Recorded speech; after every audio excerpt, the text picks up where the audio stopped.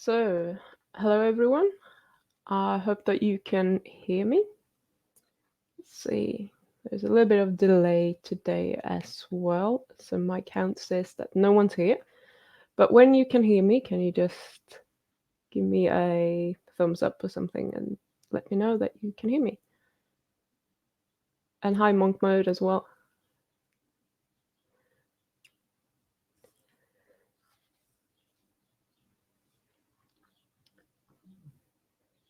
So, no one wants to talk to me.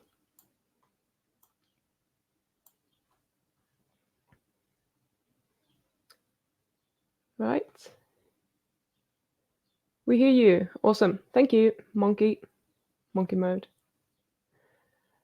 Cool. So, let me see. What I'm going to talk about today, as you might have figured out with regards to the title, is whether red meat is insulinogenic. And I think a lot of you already know the answer, especially if you have been watching my insulin index video.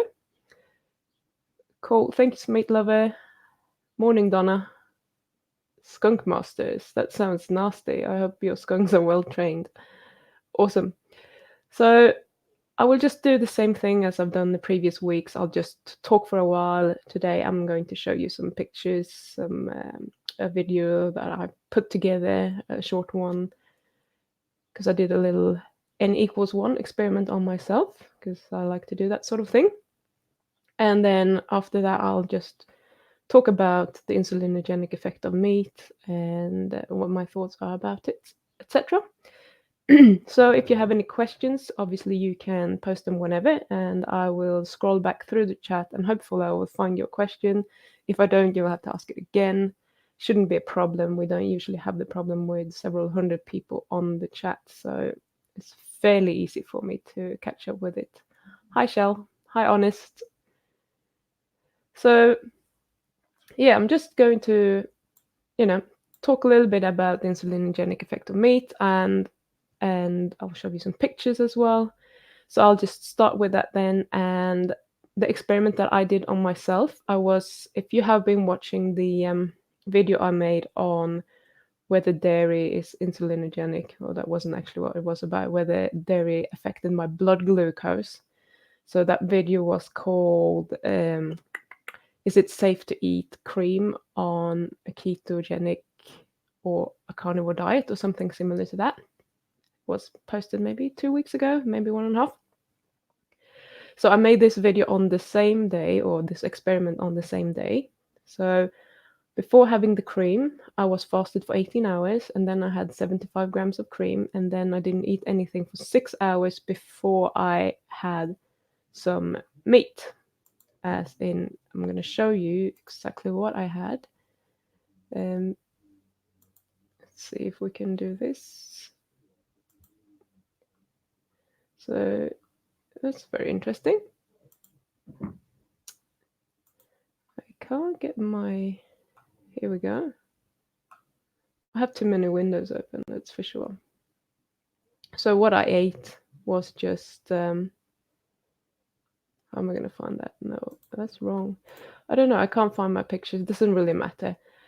It was just a plate with some fillet steak, and I had maybe 4 heaped tablespoons of my homemade pesto, which contains cold pressed extra virgin olive oil, a little bit of walnuts, garlic, and basil, and salt. So that's it. So just to make sure that it wasn't too bad, what I did was I actually had a little calculation afterwards, just to make sure that the pasta wouldn't affect my blood glucose very much. It's mostly fat, but there is some basil, there's some garlic, and some walnuts in there. And what I found out is that maybe maximum 2 grams of carbs would have come from that meal from the pesto on its own. So the rest is probably due to the meat. However, I don't know. I know that fats will slow down the metabolism of carbs and make your blood sugar go up slower. I don't think that the fat would affect the insulinogenic effect of meat, but I can't tell you for sure. So just, bear that in mind when I'm showing you what I'm going to show you. So let's see if we can actually, if I can share my little video here, or if that doesn't work, which is really annoying because I don't know why it doesn't show up in the list of sharing things. We'll try again.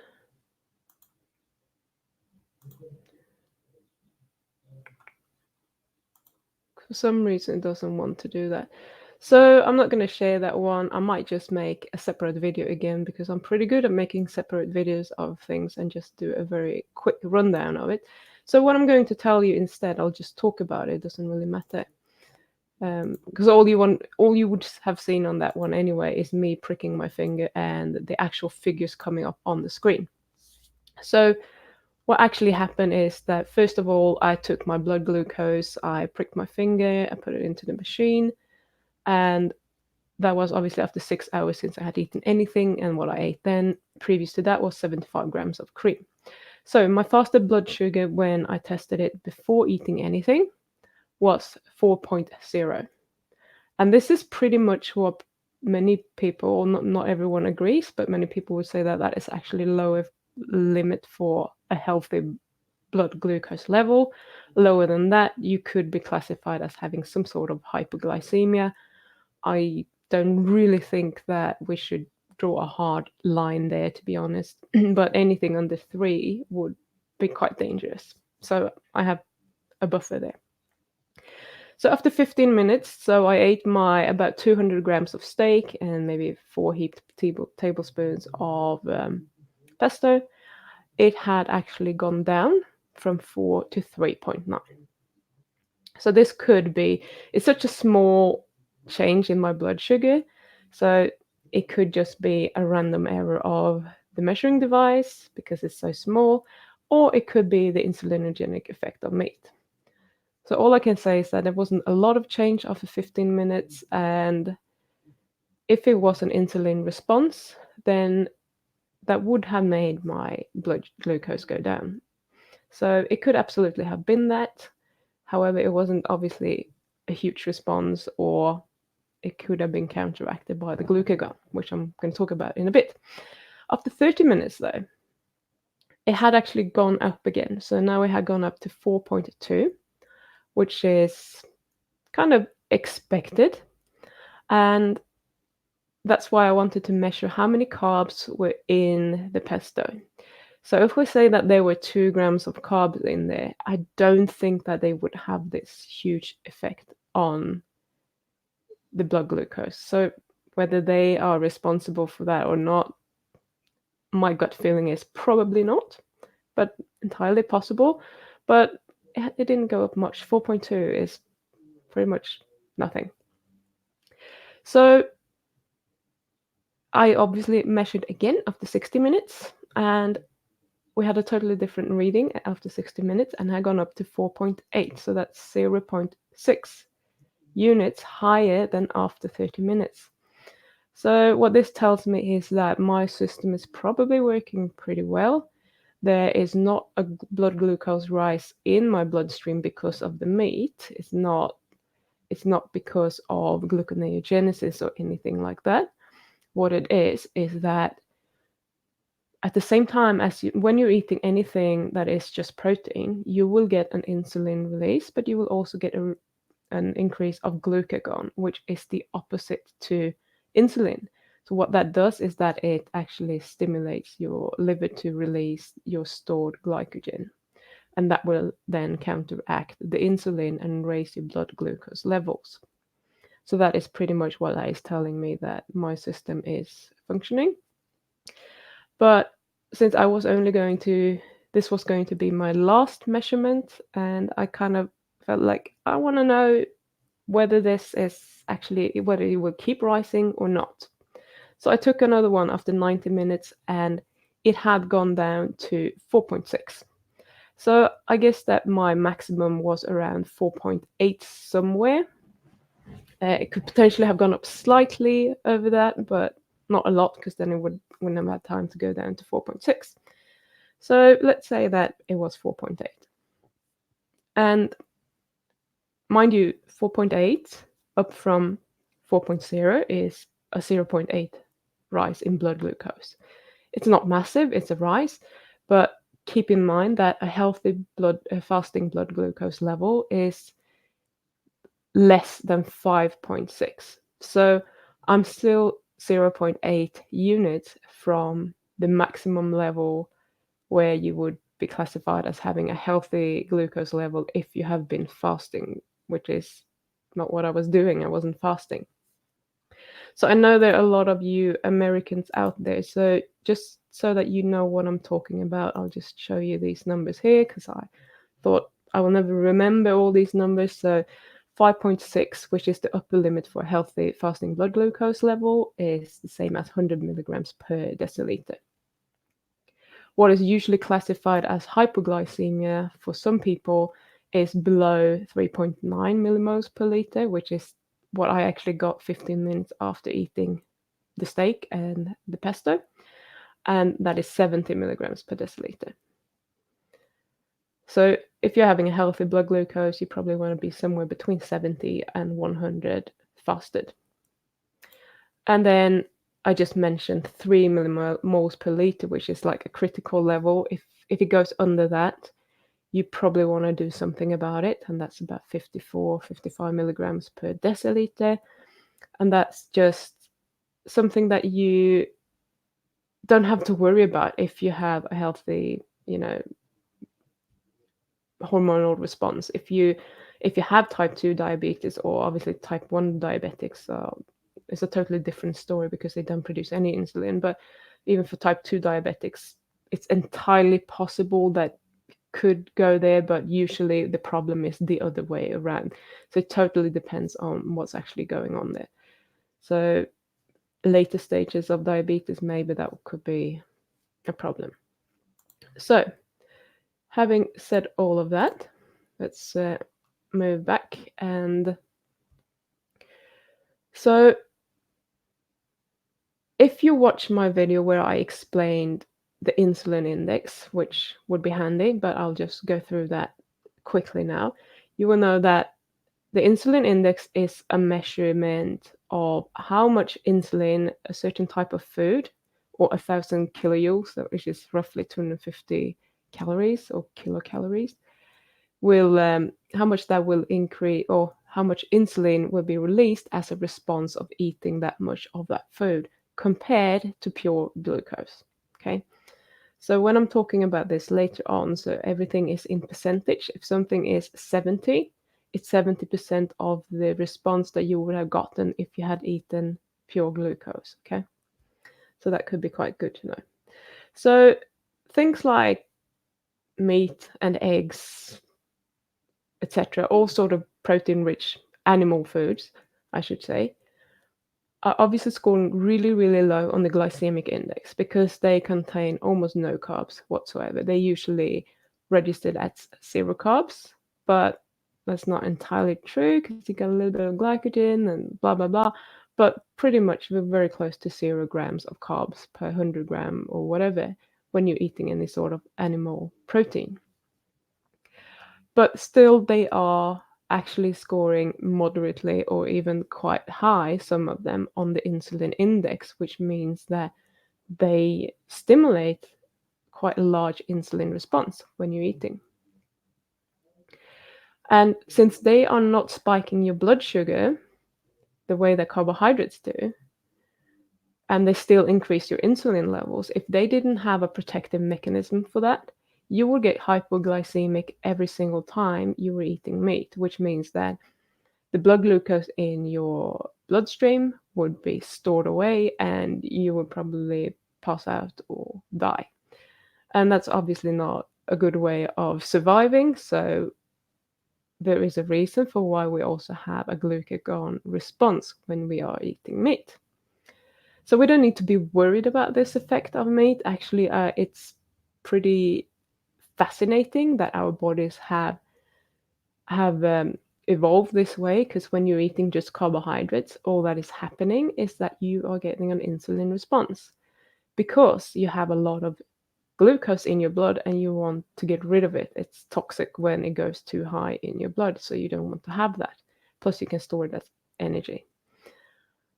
Now, when you do the same thing with meat, you're not going to get the blood sugar rise because that's not why we're eating meat. Meat is perfect fuel for the body in terms of it contains a lot of nutrients. You can produce as much glycogen or glucose as you need from the meat. It's not super efficient, sure, but it's still really good. And it will allow you to build all your enzymes, all your tissues, your muscles, etc. So meat is really, really good, and we need a way of actually dealing with the metabolism of it. So our bodies have made sure that they're doing that pretty well, I think. So nothing is ever simple when it comes to our bodies, as you know, but when it comes to eating a high protein diet, when it comes to eating any type of animal protein, which contains almost no carbohydrates, you will get the insulin release, and that will help your muscles grow. So I'm just referring back to what I was talking about last week. So we don't have to worry about not eating carbs after a workout if we're eating animal protein. You will get an amount of insulin released, which will promote your muscle growth. And that's all you need to worry about, if you ask me anyway. So we are perfectly designed to handle this. We're perfectly designed to survive and thrive on meat. We don't need the carbs. Now, I'm feeling better when I'm eating some carbs. That's why I'm eating blueberries, etc., and some berries here and there. It just makes me feel better. But if it's necessary for survival, etc., probably not. I don't think so. So glucagon, as I said, is the polar opposite to insulin, and it will release glycogen from the liver to raise your blood sugar. So in part of this is if you have insulin and your blood sugar is low, you will not be able to actually synthesize any muscle protein either, because your body will just sense that you are lacking the nutrients and it will not want to store them.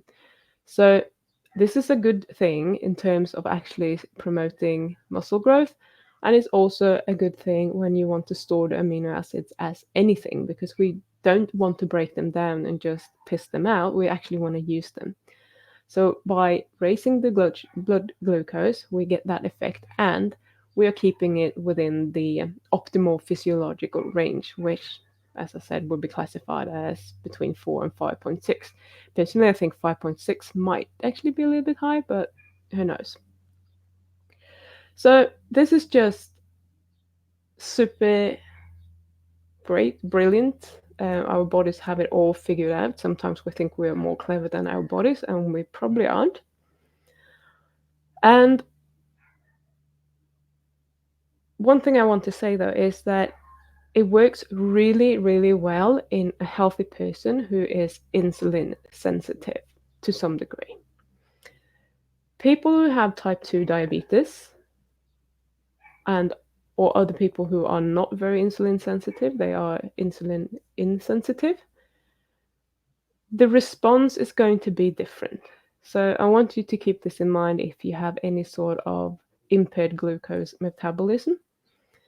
So you will release a lot more insulin as a response than someone will do who is insulin sensitive, because your cells need that much to respond. So your body will always overproduce the amount of insulin that it creates.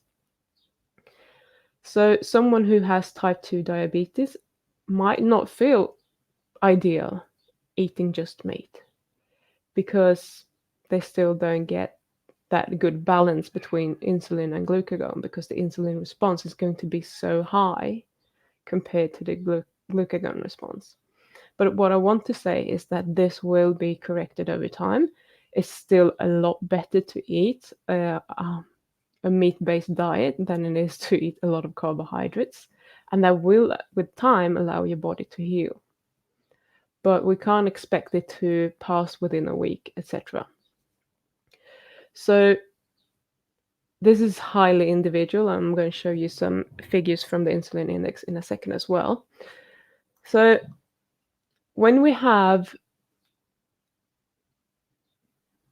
people with type 2 diabetes that start a carnivore or a ketogenic diet, for example, you have to give yourself time to adjust. So don't give it a week, 2 weeks and say that doesn't work. I've been measuring my blood sugar, it's all over the place. I don't see how this is going to be better than eating, an amount of carbohydrates because I'm limiting it to X, Y, Z grams per meal or whatever it is. It is still going to be so much better for you to eat a low carbohydrate diet. And it's just the reason for this is that you're still overproducing insulin, and that is obviously a problem. But with time, that will heal. But what you can do to speed that up, which is even better, is fasting. Because then you don't do anything. You're just letting your system actually reset. And if you want a good resource for fasting for type 2 diabetes, I always recommend Dr. Jansson. He's been doing this for years. I think he's a kidney specialist from the beginning, but he's actually treating type 2 diabetics, and people are getting healed completely. They're just off meds, reverse diabetes. Then obviously you can't go back to your old diet and just sit and eat carbohydrates all day long, but you can get rid of that so much quicker. So if you want to give it a quick start, I do recommend that you go and do some fasting. You can do intermittent fasting. But what I don't recommend is sometimes on the carnivore diet, a lot of people say, oh, you should eat a kilo of meat a day. If someone with type 2 diabetes is eating a kilo of meat, especially if you do OMAD, as in one meal per day, you're going to get a huge insulin response. So I don't think that is the right approach. I think maybe go moderate protein and smaller portions if you're going to do that when you're trying to reverse type 2 diabetes. Potentially just go moderate to small once a day, probably better, but depends on how long you're going to have to do that for and how hungry you get. I know I'm not eating huge portions of protein because I can't. I just can't stomach it. So for me, it's hard to eat, a huge meal of just protein in one go. It seems to be easier for most guys to do that. I don't know. You women out there, you can let me know what you think. Maybe I met some women that can eat an extraordinary amount of protein in one go. Personally, if I'm going for steak, maybe 300 grams is my upper limit, and I'm pushing it when I say that. So I probably prefer 200 to 250 grams. If it's something that would be, super tasty, like bacon or something, I couldn't eat 300 grams of bacon. That's too salty. But maybe if you had a salami or something and bacon, and if I had like a smorgasbord of everything, could potentially get more in, but the same protein source, I really struggle with that. So when it comes to what proteins to eat, it's good to keep in mind as well that different proteins are digested and absorbed at different rates. I might actually do a video on this at some point. So a good example is whey protein compared to like casein, for example. Whey protein raises insulin much more than casein. It's broken down much quicker than casein.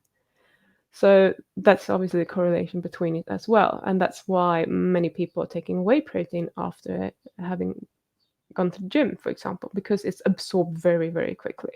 But you will also get a higher insulin response from it.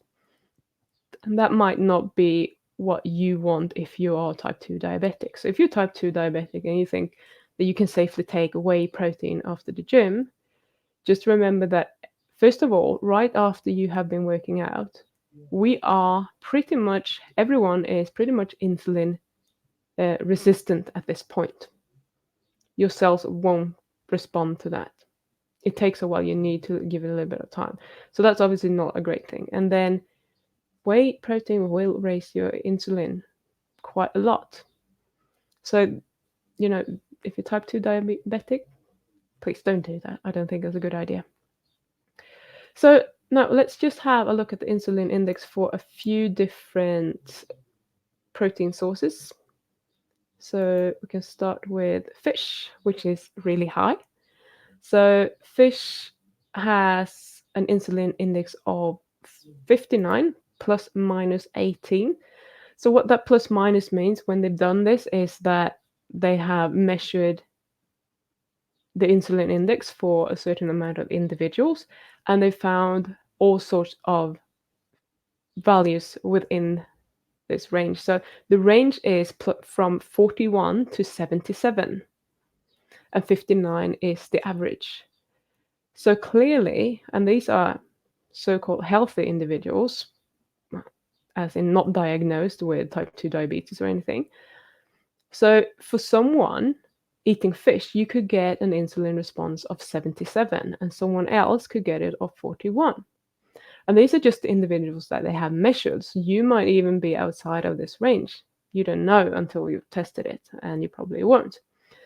So just know this, that the higher the insulin index is for a given food source, the more variety you are going to get amongst individuals.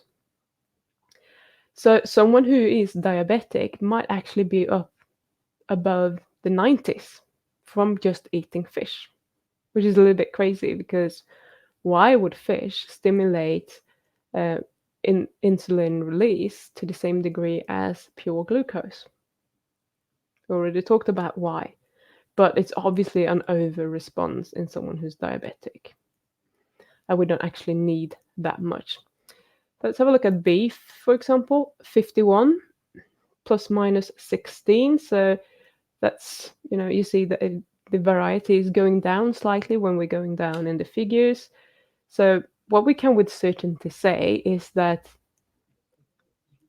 the insulin index for fish is going to be higher than it is for beef, which is higher than it is for eggs, etc. But there's still some variety between people. So fish might actually raise your your insulin more than mine, but mine might go up slightly higher from beef, because the range within for beef is between 35 and 67. So it totally depends on how you respond to it and how I respond to it and what's going on there. Next, we have cheese, which is 45 plus minus 13. So that's lower, and the lowest one that they have measured is actually eggs. So that's 31 plus minus 6. So that's just, for a reference, for you don't have to use these figures for anything, but just interesting to see, I think. So what this means is that if you're eating eggs, you will get 31% of the response of what you would have gotten if you had eaten pure glucose, for example. And if you're very insulin sensitive, if you're completely healthy, your response would probably be around, for all these foods, around the lower range. So for fish, that would be around 40. For beef, it would be around 35. Cheese around 30, 35, and eggs down to 25. And if you're diabetic, you're probably way over this scale anyway. So with all that said, I'm going to answer my own question, that whether red meat is insulinogenic or not. And yes, red meat is insulinogenic. However, it also stimulates glucagon, so it's basically the perfect food to make the absolute best use of the nutrients that you are consuming. And it also works really, really well to balance blood sugar. Clearly, my blood sugar went up slightly, but it was within a fasting range. So I wouldn't worry about that. That's just totally normal, and it's nothing that will affect anything. It's just, I think I had a really healthy response to eating meat, and that was good to see. Not that I thought that I had any problems, but in my family, both on my mom's and my dad's side, we have a lot of diabetes, type 2 that is. So that is something that I'm probably genetically favorable to develop if I'm not eating right. And with my sugar addiction and how I've lived my life up until just a couple of years ago, with not being able to get rid of sugar completely, has probably not been great for me. So I'm quite happy that I'm not experiencing any sort of insulin resistance. And someone asked me after the video I made on cream whether I could be insulin resistant, and I said no, and I will explain why. So I will do that now. And as you can see, my response to meat initially was to lower the blood sugar, which means that I have a response to the insulin. And I have done one more experiment, which I will share with you next week, which shows the same thing. So I think I'm pretty safe. I think my blood glucose metabolism is working fine. And basically, I could go to the doctor and have my blood tested 1 hour after having had 200 grams of steak with pesto and pretend that I had just gone through an overnight fast. They would have taken my blood and they would have signed my papers and said, yes, you have perfectly fine fasting blood glucose, because they wouldn't know that I had been eating anything. It wouldn't have been obvious. I wouldn't have gone through and they would have thought I was diabetic or any pre-diabetic. So in my opinion, everything's good. And yeah, I think with that said, all I want to add to that is actually, if you have type 2 diabetes or you know that you are insulin insensitive or resistant to some degree, don't go for, a pound of meat necessarily in one go. I think, hopefully you can measure, you already have a blood glucose meter and you can measure and see what's actually going on. So you can obviously monitor that way, but don't go for the huge portions, because that's just going to release a lot of insulin in one go. So that, girls and boys, was everything I had to share with you today. So now I'm going to hop over back to the comments, which are here, and see what you have to say. And before that, I almost forgot to mention. So last week I actually put up this link. So if you feel like you feeling generous and you want to share some money with me, feel free to donate to this link. I would appreciate everything. It's absolutely not necessary, but it's appreciated. So now I'm just going to scroll through the comments. So, is my Streamlabs donation link broken?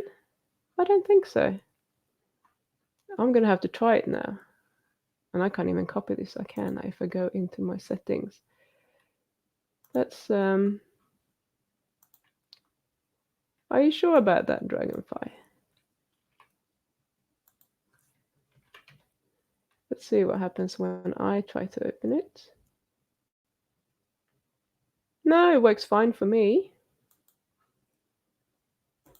Dragonfire, are you still there? It should be working just fine. I'll get it up again. Maybe I've done it wrong in the comments or the description or something, I don't know. But that one, I'll just leave it there for you. It should be working fine.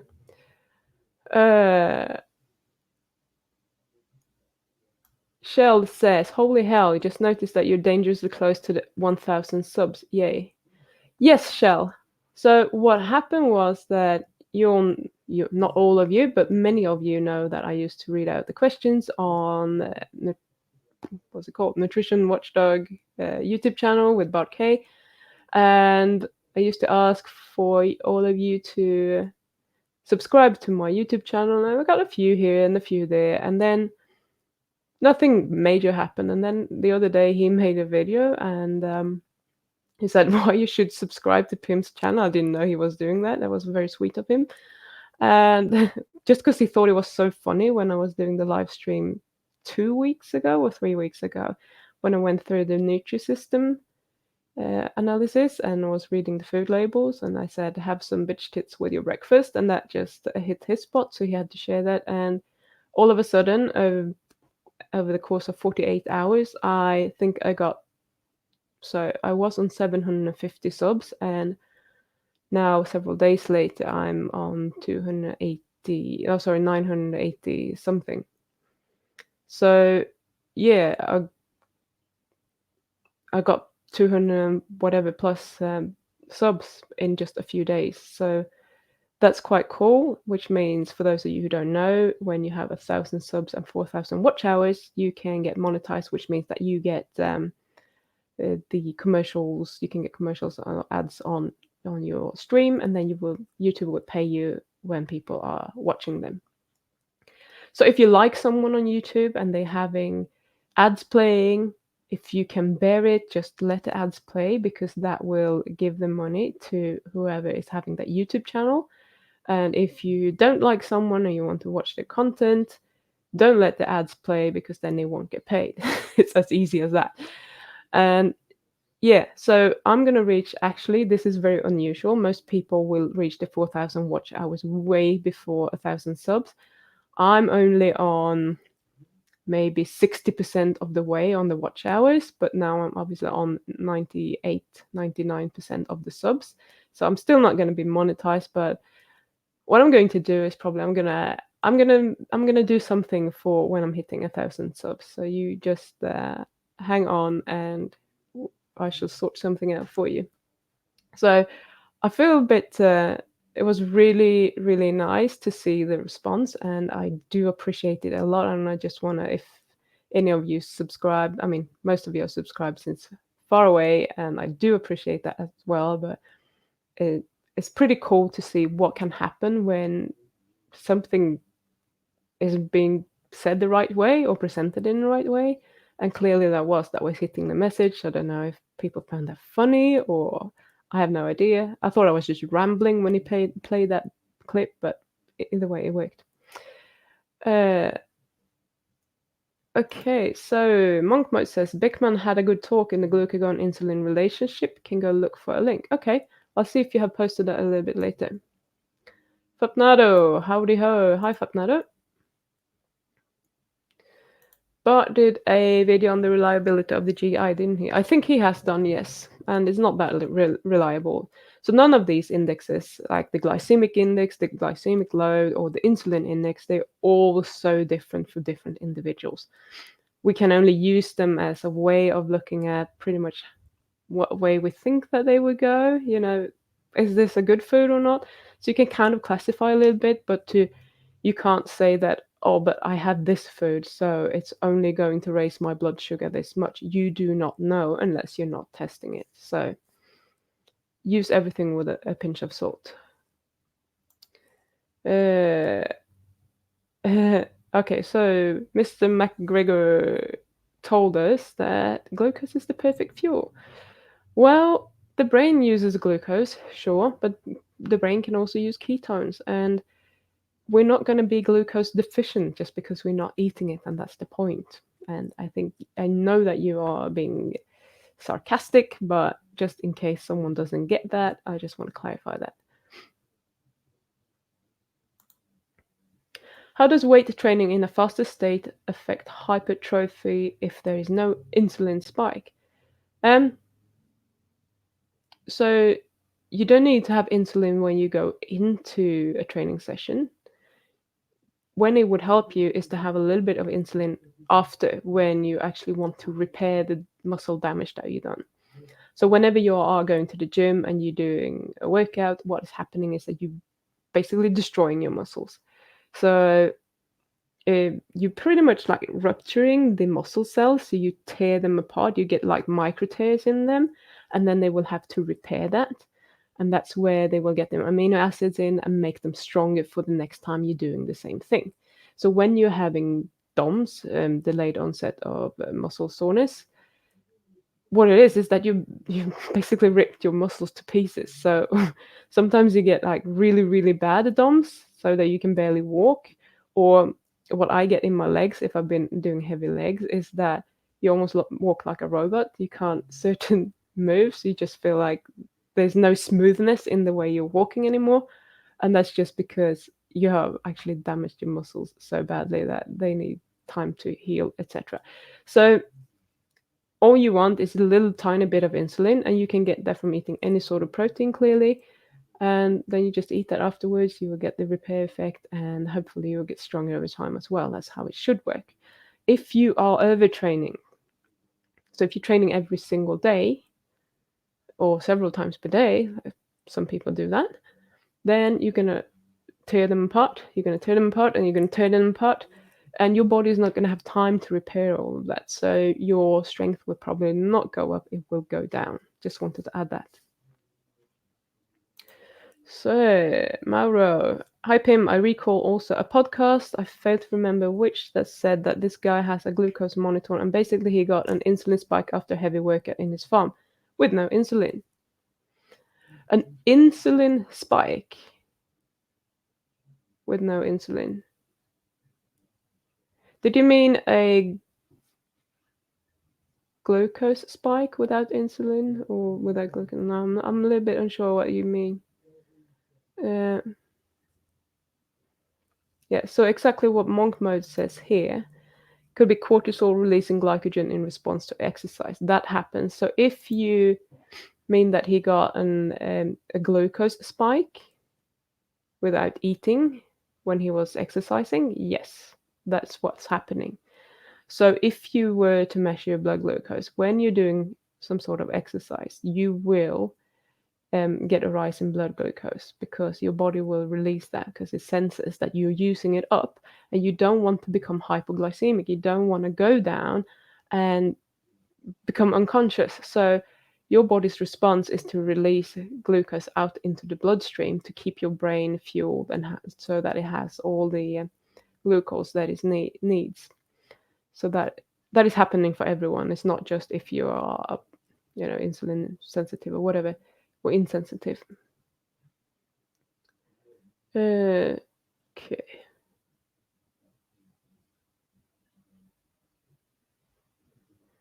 Right. So Mara also says, "Yep, I thought the same. If we want carbs for insulin, should a hard workout before a meal be enough?" It's interesting.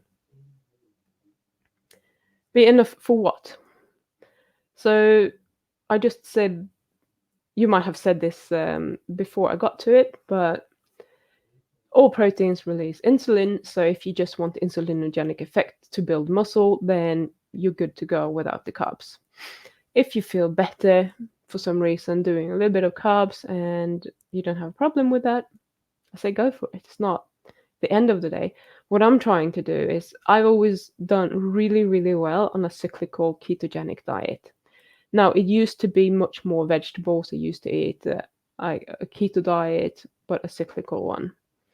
So there was fat, vegetables, and meat, pretty much. Now I'm doing the same thing, but without the vegetables. So what I'm doing is that I'm having like blueberries 2-3 times a week, maybe, and I'm doing great. So I'm not having the blueberries every day, but I do have them.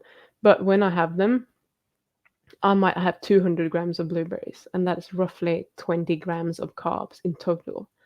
And when you want to be on a ketogenic diet to be low carb, you want to keep your carbs. Most people say under 50, but that's the same thing as with everything. That's very highly individual.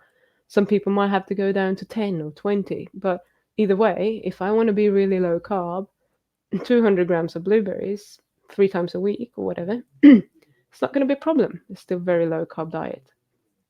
And I love the blueberries.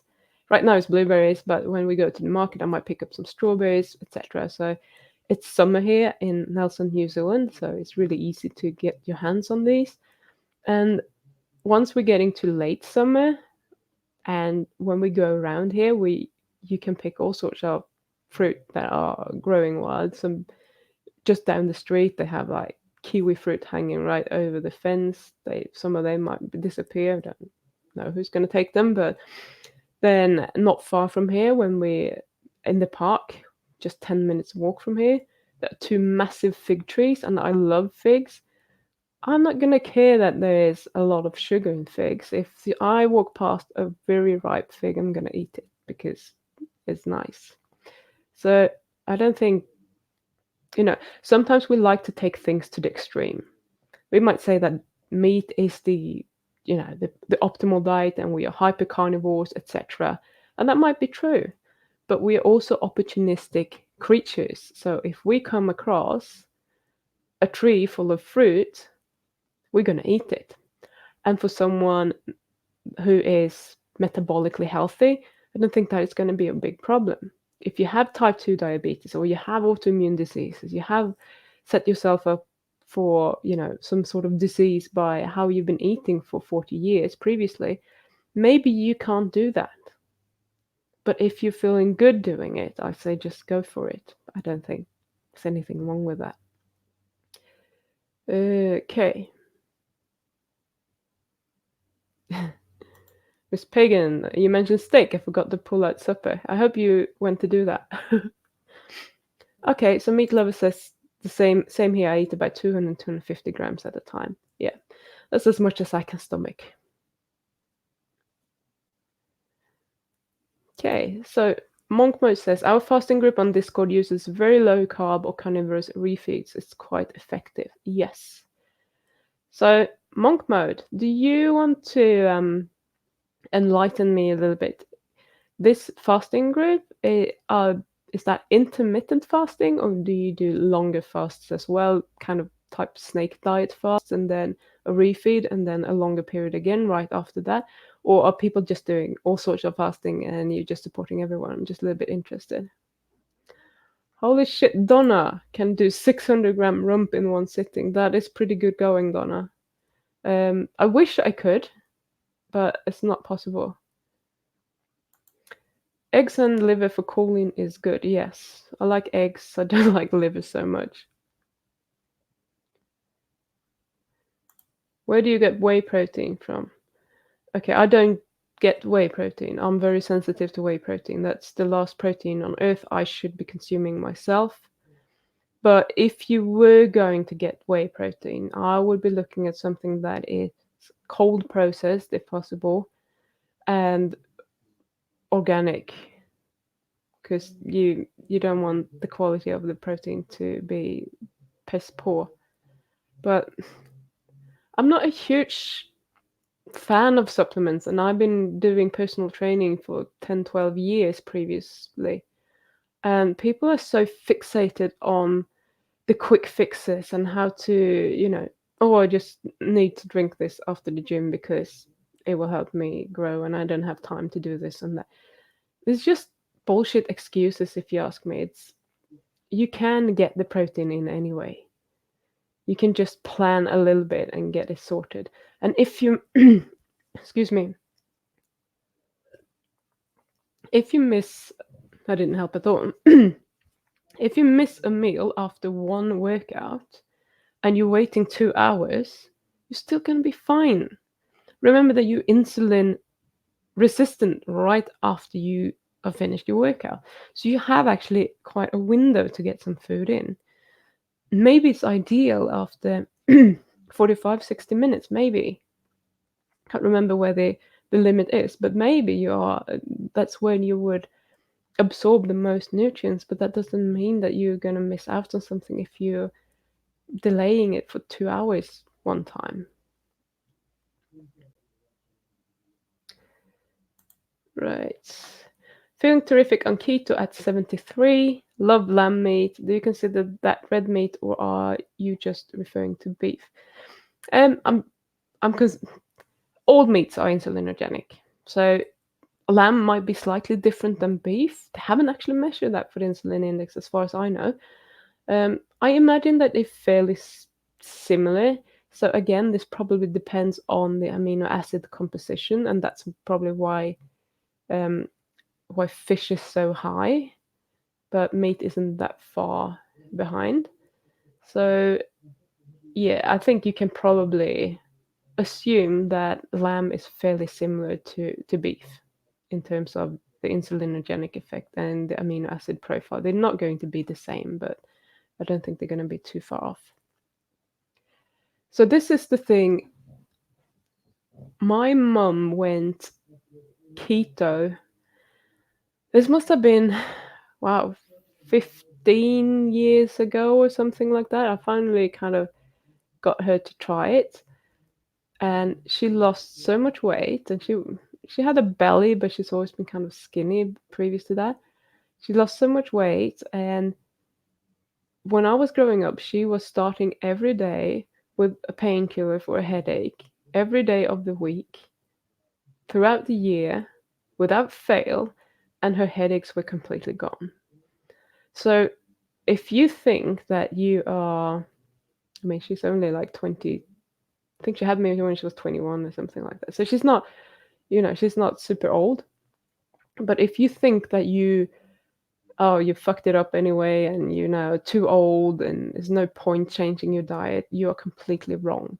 You can get so many benefits of doing this at any bloody age, and you could probably feel the older you are and the more broken you are, the better you're probably going to feel. Like you're going to feel like you have anti-aged 20, 30 years by just changing a diet and doing something that your body actually wants and needs. So if there's anyone out there feeling like, oh, is it really worth my time? You can't teach an old dog to sit and all that sort of bullshit. Just go for it, give it a go. And I can almost promise you that you will experience something extraordinary. Kate says, thank you, Donna. I thought I was a freak. 500 gram is good for me. Okay. So it's clearly not just a female thing then. So Donna helps. I can do the same unless I add a lot of fats. In that case, 250 grams is my very top. Okay. So for me, I mean, it's entirely, up in my brain, but I feel like it's just really boring to eat a steak with salt and nothing else on. I kind of want the butter or the pesto on it. So now I'm doing pesto because I am dairy free for 30 days. I have clarified some butter, but I haven't actually used it yet because I'm enjoying my pesto so much. But if I want to, I can make some clarified butter, garlic butter. Monkmo just ate a large pile of 80-20 ground beef with beef liver cut in. That is a good thing. I have actually done that for myself, but I have cut liver very, very finely and then made it into burgers, and I can eat that, but I can still feel it in the back of my throat, that livery taste, unfortunately. I wish I liked it because I love liver pate, but there's always lots of crap in there, and I've never managed to make a good one myself. It's always too much liver taste or something. I don't know how they do it. Probably by putting other meat in as well. Okay, let's see. Ivor Cummins' recent video discussed APO genome types. Again, some people can eat more fat protein than other types. Evolution perspective of man. I found it interesting. Okay, I'll have a look at that. I'm subscribing to his podcast. I don't know if it's on there or just on the YouTube. But that's interesting. So I think I have a pretty interesting mix of genes. So on one hand, my mom is from Sweden, and Swedish people in general do pretty well with eating a lot of fat because come from the cold climate, etc. And then my dad was from South America or Ecuador, and all his relatives were living up in the mountains, and they've been eating a lot of corn and such things for many, many years. His grandfather actually didn't die until he was 128, and he ate a lot of corn. So the thing is that my genes might be, I don't know if they are optimal for fat burning or if they actually do quite well with carbs, but what I don't think they do well with is the amount of sugar, etc. And I can say that because I have like 50 cousins or something in South America because that's kind of tradition. They get many children. I think my dad was one of nine, etc. And there has been a lot recently that never used to be back like when my dad was young. People just lived and survived and they thrived and they did really well. But when they start eating more of a Western type of diet, when the introduction of all the sweets, etc., then they start getting very sick. So I've had cousins that I've never met, but my dad has told me about them at the time. in the 30s dying from all sorts of cancers and, all sorts of things. So my genes are probably not very well adapted for excess sugar, but at the same time, I'm wondering, would I do better with starch than some other people because of my genes? Maybe, maybe not. I'm not really up for trying it. I don't miss starch much. The only thing I miss is the sugar. So I'm not gonna have to try it.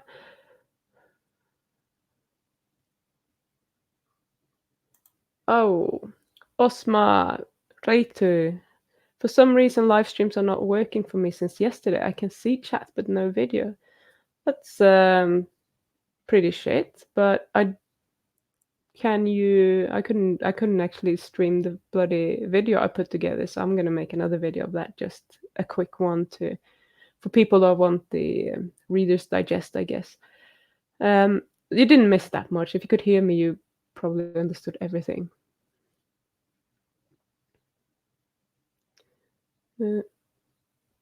Okay. Let's see.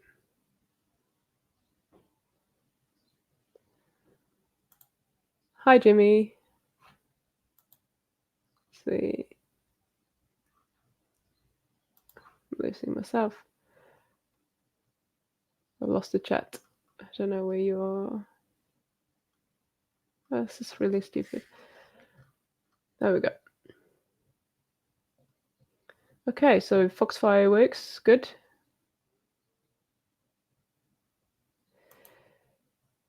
Is it possible you are seeing just one of the many jobs of insulin, Pim?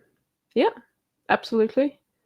I mean, insulin is good for anything, storing anything. It has other it has other hormonal jobs, if you like. So yes, I'm looking at this from a more of a popular science view, if you like, rather than just looking into all the mechanisms and all the functions that insulin could have in your body with regards to, growth hormone and insulin like growth factors, etc. So yes, I'm not considering every single aspect.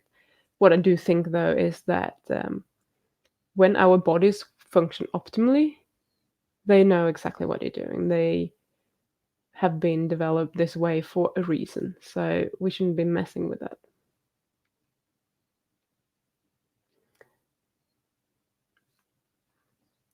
Good point. Heavy resistance training increases insulin sensitivity too. Yep, absolutely. And Donna also says that the donation link won't work for you. That's so strange. Well, I do appreciate that you're trying. So I'm not really sure because it worked last week. So I don't know why it wouldn't work now. Okay. So Tasha Pai says, when I tried to eat more meat, I noticed I was still hungry until I eat carb. But I know carb is not needed for healthy. What does that mean? Um, you're still hungry. So I could have this to some degree myself sometimes.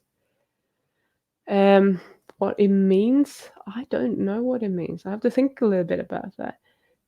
Are you getting enough fat in with your meat? Because it could be that you are not actually eating enough for what you need.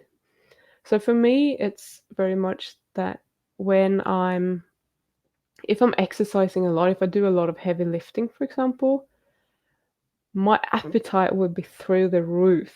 It's like I'm over hungry. I'm more hungry than what's reasonable from the amount of training I've been doing. So it might just be, I don't know if it's you haven't tried it for long enough, maybe you're not getting enough energy in total. Can you up your intake of both fat and protein? Maybe. Will that make a difference? Um, if you shouldn't, I'm just thinking like if your blood sugar wouldn't go up for some reason, if you are insulin insensitive, and produce a lot of insulin, you could get, because you're starting out with, you kind of overcompensating with the insulin that you release so that you will store as much glucose as you need. Now, when you have that much insulin in your system and you start storing and you keep storing, and then your glucagon response from eating the meat has gone down and you stop releasing more glucose, it might be that you're overstoring the glucose from your blood, and then you start feeling hungry because your blood sugar is going low. Could be something like that. I don't want to say that that definitely is it, but I'm just kind of thinking on the fly here and what could be going on. Um, would it help for you to say, I don't know what sort of carbs you're eating, but if you ate just 2 tablespoons of rice or whatever, would that make a difference? If it does, then maybe it is actually the blood sugar because you don't need a lot of carbs to get it up again. So maybe that it could be something.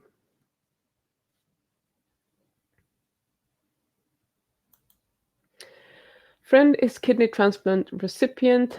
Prednisone is given, and doctors did not explain to him that it increases diabetes risk. Doctors don't explain a lot of things.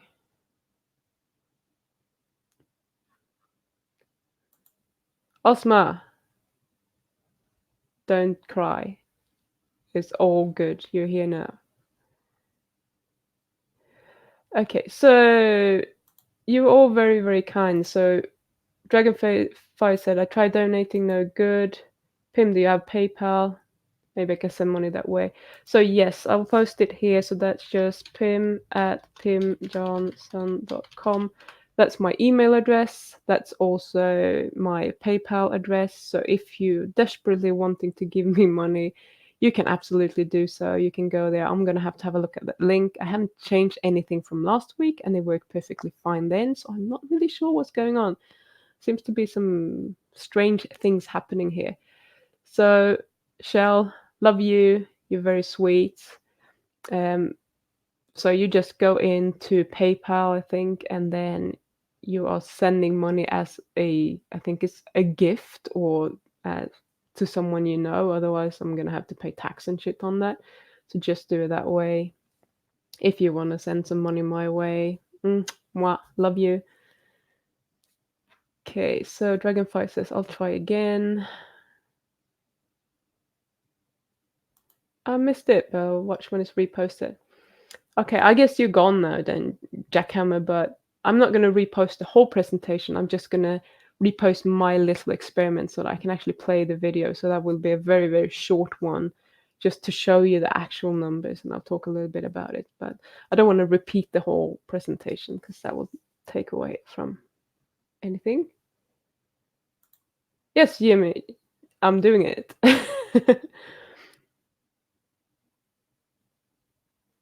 Ah, okay. So description doesn't work because it cut it out. Okay, I'm gonna have to have a look at that. Thanks, Osma. I appreciate that. Streamline can't find broadcaster. Okay, I'm not very good with all this technology, clearly, as you might be able to tell, so I'm not really sure what Kate is saying to me. I'm kind of here. You're talking to me, so I'm assuming that you can see me. I don't really know what's going on. Oh my goodness. Ricky, are you the one who's asking on Bart's channel all the time as well? Do we plan on doing a carnival camp? I would love to do a carnival camp if there are enough people who wants to come here. And it's not going to be cheap because you're going to have to rent a place, and obviously we want to have some quality meat going and blah blah blah. So if there are enough people who actually want to come to New Zealand and want to do that sort of thing, preferably in summer because it's beautiful, then we are more than happy to look into possibilities of doing that.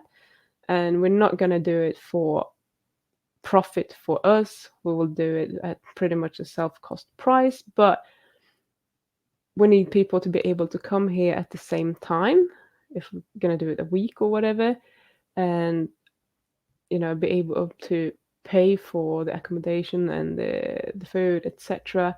So if you really seriously would want to do that, we said it before, send us an email, tell us what, when you could come, or if it doesn't matter, if you're very flexible, then might be fine. How much money you have to actually pay for it, because you need to pay for the flight tickets unless you're in New Zealand already, and then the accommodation and whatever, if we're doing some activities or whatever. And then we know kind of what price range we're looking at, what sort of facilities we can find, and etc. So if it's going to happen, we need you to contact us, because we're not going to organize it and try to sell it and blah blah blah. It's just too much energy going into that and too hard to organize. So if we already have 20 people who wants to come here, we're happy to put it together, but you need to let us know if you want to do that. Is there a way for a person to test for and quantify their degree of insulin sensitivity? You probably have done the oral glucose tolerance test already, but that's showing you how insulin resistant you are, basically. And I don't really know how quickly your blood glucose is supposed to go down, but what it will show you, if it goes down within the amount of time that you want it to go down, then you will metabolize that glucose quickly and efficiently. So it's probably information that you can find fairly easily, what numbers you're looking at, but you can always do an oral glucose tolerance test at home if you have, the equipment. You can measure your blood glucose, and you can usually, I think you should be able to get pure glucose in the supermarket. So don't use table sugar, because that is 50% glucose and 50% fructose. They sit together and then they get metabolized. So only half of what you're eating when you're eating table sugar is actually glucose. The other is fructose. So make sure that you get pure glucose. So that's usually a very viscous liquid, and you can usually find it in the baking aisle, I think. I haven't really had a look for it, but I imagine that it would be available, especially if you're in the US, you have everything there. Shell says, Bart is a softie. I think he's a keeper, so sweet of him to promote your channel. Yes, that was very sweet. Some of you, actually, I think today on his live stream, which will start in 50 minutes, he mentioned this yesterday. Now, I can't confirm whether this is going to happen or not, but he wanted to talk about, because they always have some sort of topic, and he wanted to bring up autism. And he said, "Oh, if I can't find a third person, can you come on and talk about how it is to live with someone who has autism?" And I was like, I got 4 videos I'm gonna record, so I said I could come on for a short period of time and talk a little bit about that if he needs me to. But I think he might have found someone, hopefully. So we'll see.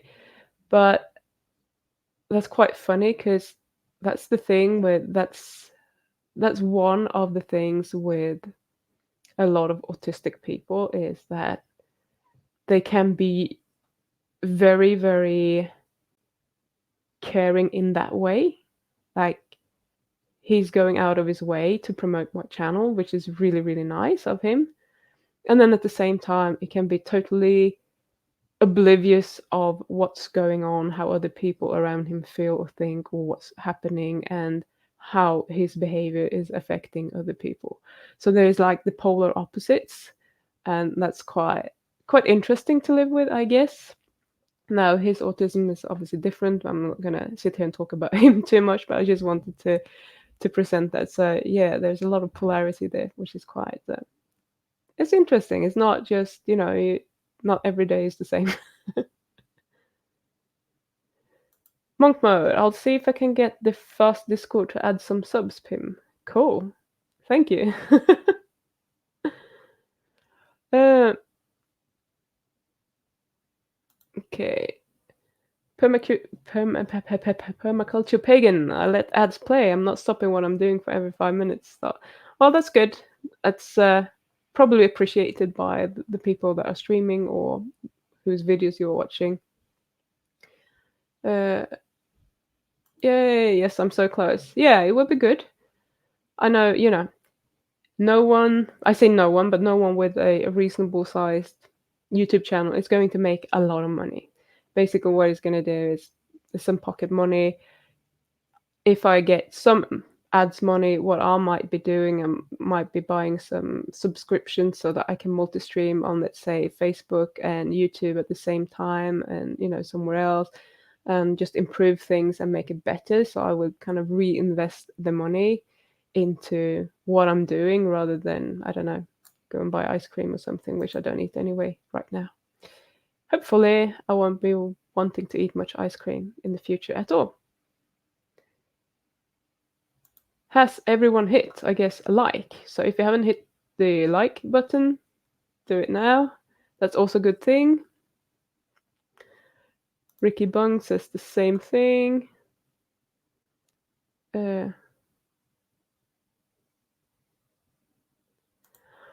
So you said I meant insulin spike, no carbs eaten. Do you really mean an insulin spike? Because you can't measure insulin. What you need to do is that you need to take a blood test to measure insulin, and then you don't even measure insulin, but because insulin is very unstable or unstable, it breaks down really quickly. And one of the components of insulin when it's broken down is C peptide, I think it's called, and that is what you're measuring. So it's not something that you can measure on yourself very easily. Usually you have to go for a blood test at the GPs or something like that. So I'm not sure. I think you're talking about glucose spike rather than insulin spike. So we need to kind of differ those because they are different ones. So when I'm measuring, I'll put it away. When I'm measuring my blood glucose. What I know that when my blood glucose goes down, I know that I'm probably having insulin in my blood, because what else would be consuming my blood glucose if I'm just sitting still? Um, and if it goes up, I probably been eating too many carbs, or I don't have enough insulin to store the carbs that I've been eating.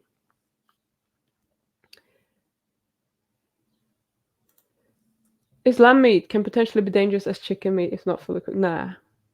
I always eat my lamb blue, possibly rare. I wouldn't worry about that at all. Lamb is considered quite safe. It's usually one of the type of meats that they don't recommend that you overcook too much, just from a chef's perspective, I guess. Um, Chicken is more problematic because there's more salmonella problems going around there.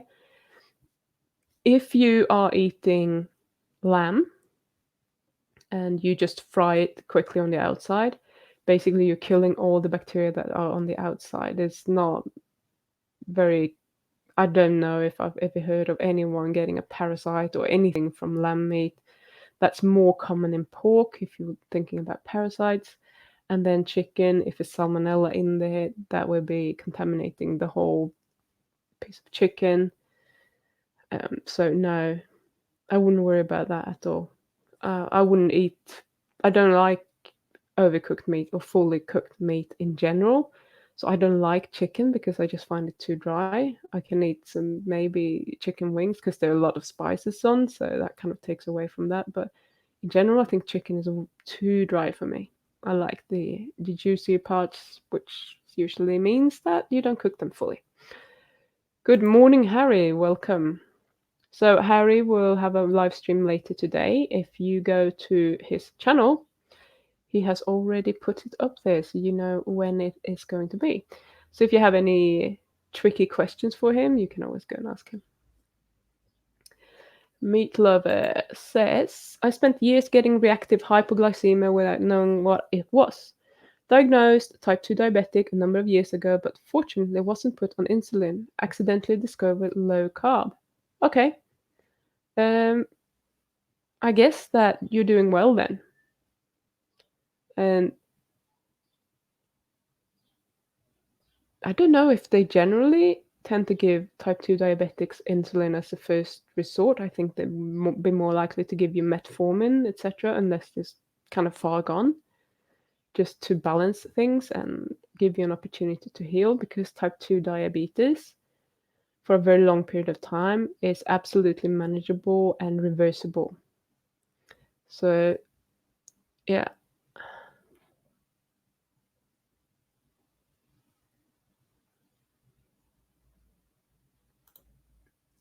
Is it possible to decrease anxiety by using other tools than nutrition? Yes, absolutely. Um, so other tools, what tools are we talking about? As part of the we did an anti-anxiety diet course, me and Bart, we did it together. As part of that, I did a few presentations on pretty much mindset training and how to think about things and letting things go. I I would absolutely recommend that, but in conjunction with nutrition, because there are, many aspects to everything. Um, Other tools in general, you could probably look at something. I mean, I don't have any experience with this, and I haven't really. I don't know enough about it, but I can imagine that some sort of vagus nerve stimulation training of some kind could be good, which involves everything from, meditation to cold thermogenesis and those sort of things. All things that, so cold thermogenesis, for example, is something that will stress your system initially, and then because it has been stressing it, and then you obviously stop treating yourself in a cold bath or a cold shower or whatever you do, you remove yourself from that environment, you go back to your normal environment, which allows your whole nervous system to kind of cool down again or calm down. And if you do that repeatedly, your body will be used to turning on and off that stress response. And that could also be something that is helping. So it's not just cold thermogenesis, but all those kind of extreme things where you on purpose stresses your body and then removes it to just let your body know how to turn the whole system on and off. So yeah, you might want to find someone who's better at all those kind of things if you want to look into that. Dragonfire, hi Pim, I just donated a Streamlabs. The link in your video description is broken. Clicking on it don't work. Thanks, Dragonfire. I appreciate that. So yes, I will have to check that link. I really appreciate your support, and thank you so much. You're so sweet. So I'm definitely gonna have to figure something proper out for my 1,000 subs celebration. No, exactly. So jackhammer is berries, a good carb choice. Okay, so the thing with berries is that it doesn't have a lot of the problems that other vegetables have, because berries want you to eat them, so they are sweet, and they contain a lot of seeds because they want you to process them and then go and leave them somewhere else when you're finished with them. So that's what berries are doing. They are not poisonous in that way, because if they were, they would deter you from eating them, and then they wouldn't be able to grow all over the place. So that's the thing with berries. It depends on how many carbs you want. Blueberries contain about 11 grams of carbs per 100 grams. So it's not a lot of carbs. So if you were someone who wanted to do a carb load or whatever, and you want to eat a lot of carbs, then you're going to have to eat a lot of berries. So why do you want to eat carbs is my question. For me, it's just that I feel so much better doing a little bit of carbs every now and then. Why? I don't really know. It could be something with the serotonin that is not produced properly. But when I went total proper carnivore for, I think I was doing that for 16 days before I gave up. From day 13 or whatever, for 3 days, I just had this weird depression, and I'm not normally depressed. Everyone has ups and downs, and some days just feel awful and other days feel better. But this was different, and this was just really, really strange. It was like my whole life was gray. Someone had just made everything pointless, and it was like there was no joy left in life. And even when I did things that would normally make me feel really good, it didn't, until I ate way too many blueberries. I don't even know. That was not the 200-gram portion. It was probably more like half a kilo or more. So, and I did that for a couple of days or whatever, and yeah, that made me feel so much better. So I'm just gonna stick with doing what I feel good from doing. But if you want to eat more carbs, some people say, "Oh, sweet potatoes are really good." Depends on what you're sensitive to. What I mean, if you do fine with sweet potato, I mean, I love sweet potatoes, so I haven't had one in I don't even remember when, but I could absolutely do that. But if you're gonna do it every week and you don't feel good from doing it, then I would probably pick another choice. So from a safety perspective, I think berries are very, very good. I'm trying to think about something that is better. Um, Avocados are pretty good. They're kind of fruit, and they also, you know, they don't necessarily want to be eaten, but I don't think they contain too much bad stuff. Um, yeah, so it depends a little bit. If you want a better answer, ask me again and be a little bit more specific, and I'll see what I can do.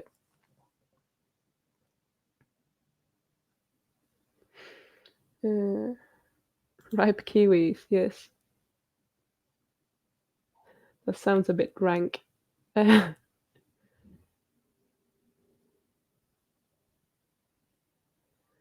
Okay.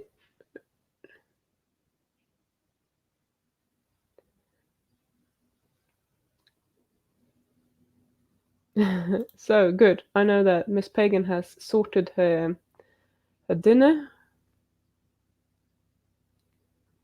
Let's see what Maura has to say. Basically, I ate way too many carbs for 37 years. Now 42, and my body is not that permissive on carbs.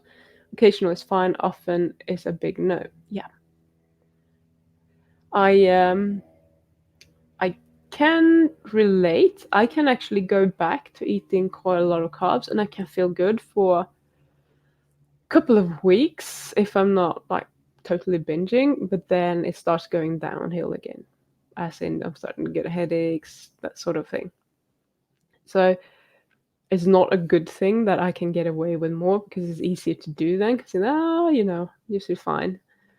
But yeah, I don't think anyone should be eating carbs too often at all. If it feels better, do it, but otherwise not. Um, okay. Monk mode has got back with the fasting. Prolonged and intermittent fasting on Discord. We support every type of fasting. One of the guys is on a day 50 plus. Oh God, absolute mad lad. Yeah, that sounds quite amazing. So if anyone is into fasting, maybe we should have Monk Mode telling us where you can join that Discord. If you're happy to have people joining, that is. Shell. I must be the odd person here. I don't weigh my steaks. I just eat till full, sometimes over my threshold. That's not so good after. Shell, I don't normally weigh my steaks, but we used to get it delivered from a company and they sold it in, 250 grams or 200-gram pieces. So I pretty much knew how much steak I got. Um, let's see. Tasha Pie. As a kid, I love eating eggs often, but now I can't eat eggs. My stomach would begin to feel weird and immediate I would have to rush to the bathroom. What can I do to go back to eating eggs often? Okay. So, Tasha, what I don't know what sort of diet you are on now. If you and I don't know why they started to disagree with you, but what I would do is first of all make sure that you are eating good quality eggs, which I'm sure you do already. But you can go on a no eggs whatsoever. Make sure there's no eggs in anything, like an egg elimination diet for, I want to say more than 30 days, probably 60 days, and make sure that, or go on a proper elimination diet, like just meat and salt and nothing. and then just reintroduce things one by one. Because it could be that something else in your diet is keeping your guts inflamed to some degree. And when that is happening, you might, might not be able to heal from whatever is upsetting you with the eggs. So not knowing what you're doing right now makes it a bit complicated for me to tell you what to do, but I would always start with an elimination diet, and the absolute best one that you can do is just like beef and salt. Stupidly boring, and obviously I didn't feel good doing that, but then you can maybe, you can even do it with beef, salt, and blueberries. That's probably what I would choose to do because I know that it's just blueberries. And if I, for some reason, would react or not do well with blueberries, okay, I've screwed the experiment up. But is it likely from my experience with blueberries and other things? No, I think I tolerate them pretty well. So just, pick as few food sources as possible and make that your staple for a month or two, and then start reintroducing things that you are eating quite a lot of or often, to see if any of those, if you react to any of those, because they could be the underlying problem for the inflammation and the ongoing problems that you're having with the eggs. And as long as you, and now when your gut is healed, you can also test the eggs out to see if you are reacting to them when you're actually healed. If you still do, you might have to go longer, or it might unfortunately be that you can't have eggs. That might heal after a year or two, but it's hard to say whether you'll be able to do that or not and when.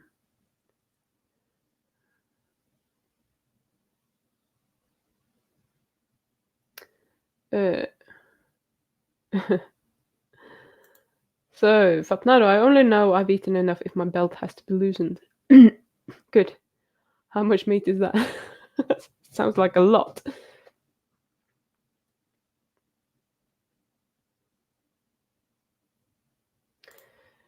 Nick, some people take these due to cost. It's cheaper to buy these whey powders compared to, say, buying a steak. Yeah, sure. It's just a bit. I don't recommend it. Is this the Nick that asked me a question last week about the acronym? In case it is, ask me the question again.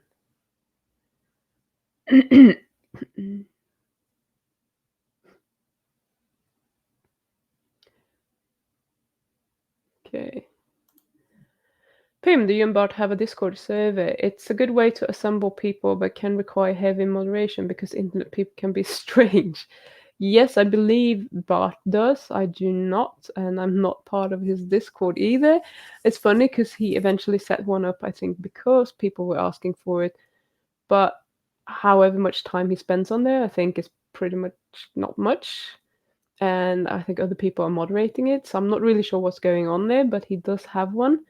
Um, Go on his live stream in 30 minutes and just ask him, or check his channel for a link because I can't give it to you. I don't have one.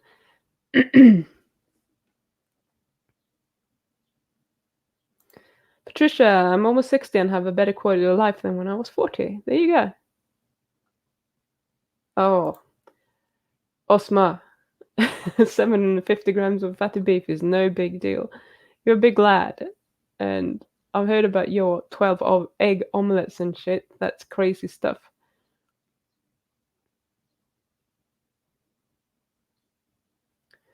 So, blood types effect on metabolism should be discussed more. I need to look more into that also. Okay. I'm not convinced that that is a thing. I might be wrong, but I don't think it has to do with the actual blood. In case it does, it's probably with the genetic makeup that obviously decides um, your blood group. But if anyone else knows anything and you have a reliable source, then please feel free to share it. I don't know enough about it, but I always kind of thought that that doesn't make any sense in my head. Oh god, my chat hopped again. Here we go. I'm back, I think. Let's see what Harry has to say. It's about the APOEs at Shell. I have a different view on this issue that Ivor's guest spoke about. Okay. We'll see.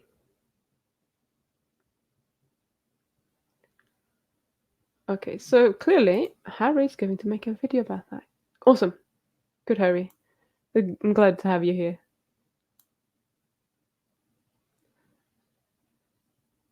Yay! Hi, Harry. Just subbed.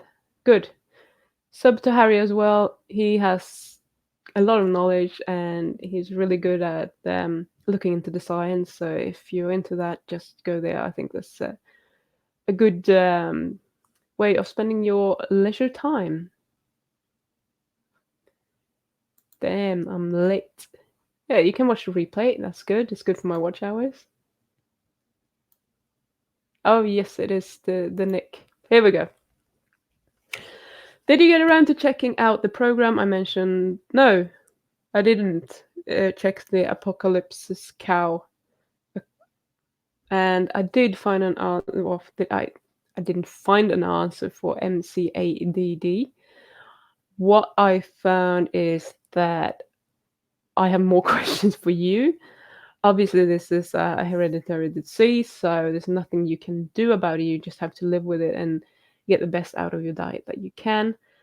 Obviously, you cannot metabolize medium chain fats, so things like coconut oil are totally off the table. I wouldn't do that whatsoever. Meat generally has longer chains of fat, so I'm wondering, because I don't know what the standard treatment for this is. I don't know how much are you are they recommending you to not eat fat at all, or like a low fat diet, and that way just eat a lot of carbs. I think you could probably go low carb. I'm not sure I would go straight into carnivory, just because it might take a while for your body to get used to it to start with. So I would probably taper off on the carbs and keep maybe eating more and more meat, and maybe keep your fat intake the same as you're doing now, and try to replace the carbs with protein and see how you feel, what's going on. And I don't know what regular tests you're doing, if you do any, etc.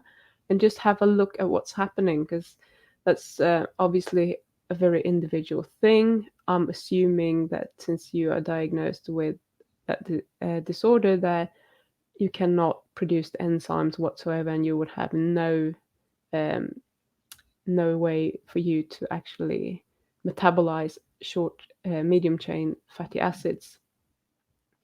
So I would just try to not mess around with the actual amount of fat that you're eating too much. I would start going lower carb, higher protein. And then if that is fine, then you can maybe start adjusting the fat. But as long as you have a way of monitoring what's going on and seeing that you're improving your health rather than the other way around. I hope that helps. Yeah.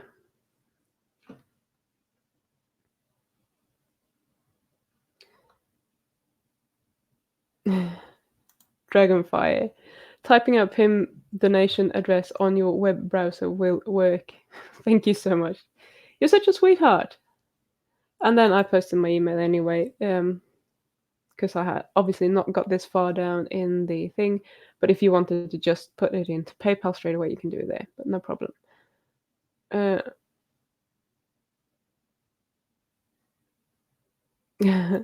Shell. Pim, I try to be sweet. Lol, I'm broke as until next week. We'll donate to the cause then.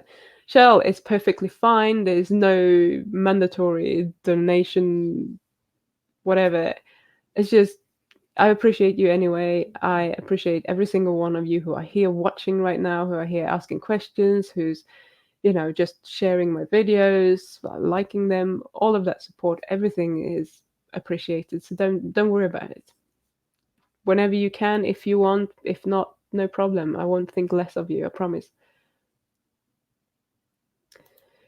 Do my playlist count towards your watch time hours? Yes, they do. So you can put on the playlist for my live streams, which are clearly very long, leave them on all day, and yes, that will count. Thanks for asking. Ricky Bung, hell yes, Pim, I'll send you an email. Cool. Uh, yes, Shell. New Zealand is one of my bucket list places to visit. Yes, you really should. It's lovely. I've been here for 2 years in February, and now as far as I'm concerned, I'm in the best place in New Zealand right now in Nelson. Got most sun hours in the whole country. Have access to everything. Yesterday we were out kayaking all day. Well, I say all day, it was probably 4 or 5 hours.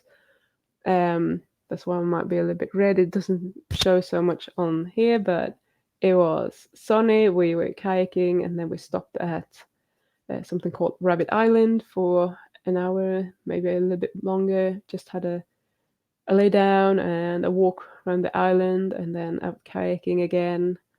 It's just really nice. And then you have the hills just behind us, so you can walk up the hills, and it's very green. It's very close to a lot of walks. Unfortunately, one thing with New Zealand that is not great when you have dogs is that a lot of areas are no dogs allowed areas. And if you go even further south than I am on the South Island, because I'm pretty much at the top of the South Island, they have beautiful bush, and that's perfect if you don't mind a bit of rain, and if you just like everything green. I wouldn't mind doing that, but they have a lot of 1080, which they put out as a poison for that kills possums. But if you have dogs, you don't want them to eat that. So then you will have to walk with a muzzle on or not walk there at all. So that's a bit of a problem I found with being further south is that there's so many beautiful areas, but for me with my dogs, makes it a bit more complicated. I can't really use the areas as I would like to.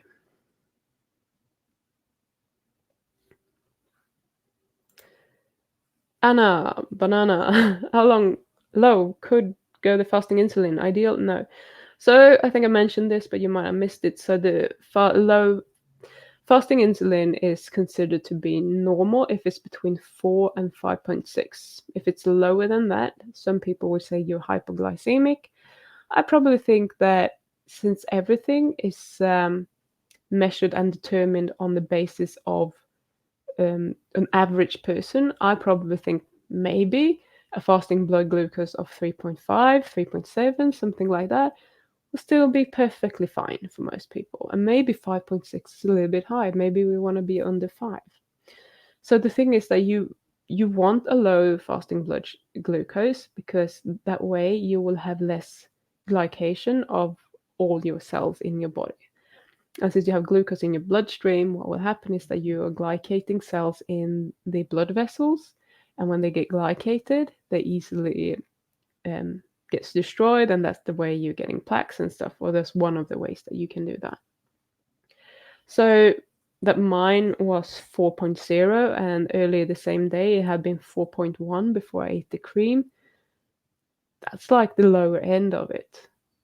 But I'm wondering if there aren't people out there that actually have a slightly lower fasting blood glucose level, and that's perfectly fine. So yeah, maybe I'm around the ideal. I think lower is better.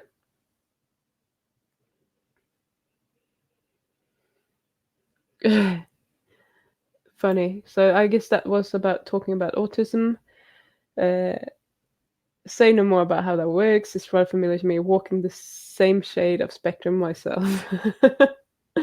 Awesome. Well, at least you have an interesting life, probably. Shell says, my grandson is autistic. He's a genius. It doesn't matter how much time passes. He will tackle me when I visit. Very smart in his classes, too. Yeah. So I think it's autism is quite interesting. It's we're saying that it's like someone is autistic, so there's something wrong with them, but at the same time, just because they don't necessarily develop the same way or respond the same way and reading people the same way as the norm does that mean that is something wrong with them? I don't really think so. I think people are just different, and it might be an annoying different sometimes, And sometimes it's a really good difference.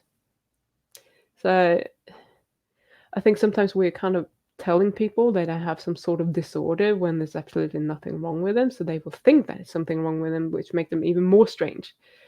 So yeah, anyway, I'm not gonna go into discussing that.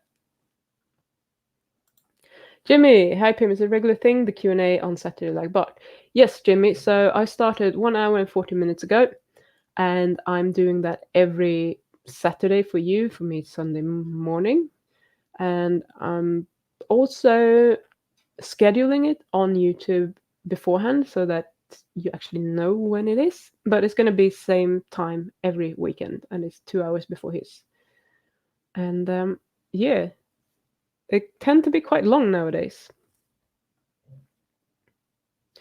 Tasha Pie, I do love eating white rice, white bread, and crackers. I crave them food.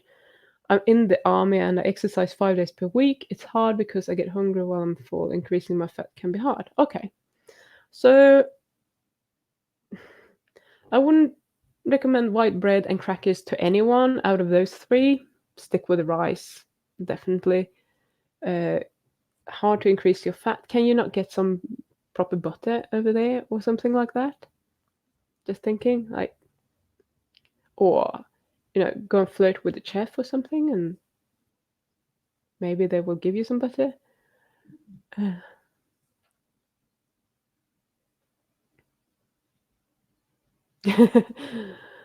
That's my last question. Don't be sorry. It's cool. Ask whatever.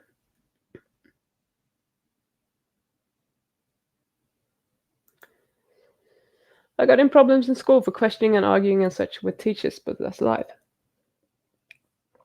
Yeah, I'm definitely not on the spectrum, but I've done that as well. They say that intelligent children are questioning a lot more things and can actually get into trouble a lot.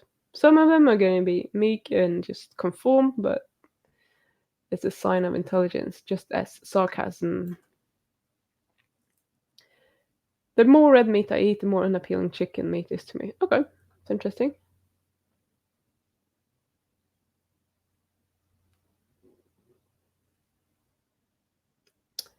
Uh,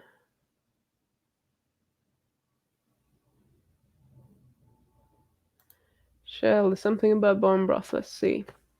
I started my beef bone broth yesterday before work. The smell of it woke me in the middle of the night, dreaming of meat. Okay, yeah, good, good.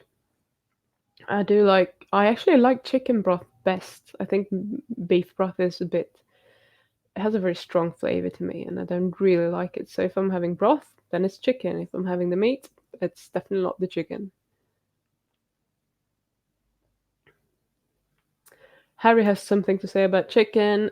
Meat from fowl is a higher source of MK4, which is one of the types of vitamin K2. Oh, apparently he's snuck in without telling me because he was actually talking to someone. He was having an interview with someone that is going to come out on his channel next week, I think. But I'm not going to say anything more. Yes, so he's late because of that. Uh, oh, now he's telling you anyway. So, yes. See? I know everything. Hi Pim, hey, have you got a keto bread recipe? Put my runny poached eggs on. No, I don't. I don't do that sort of thing anymore. I used to do that many years ago. I think I used almond flour and a little bit of coconut flour. It's not good. It's processed. Um, Almonds still contain some carbs. When you grind them up, unless you grind them yourself, they're gonna be have been exposed to oxygen before, so they're gonna be degraded. The fats quality is not gonna be great. Don't. If you really want to do something, go to Sensible Blonde.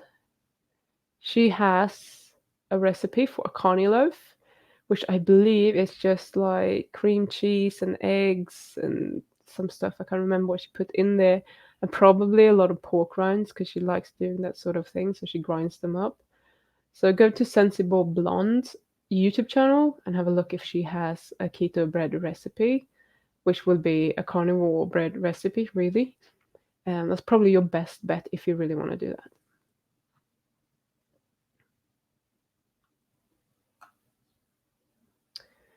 So he just has to come on my channel and make some bad words and make it yucky. Cheers, bud.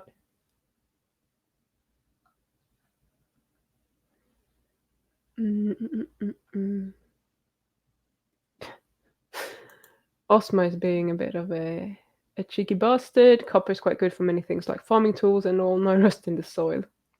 Yeah.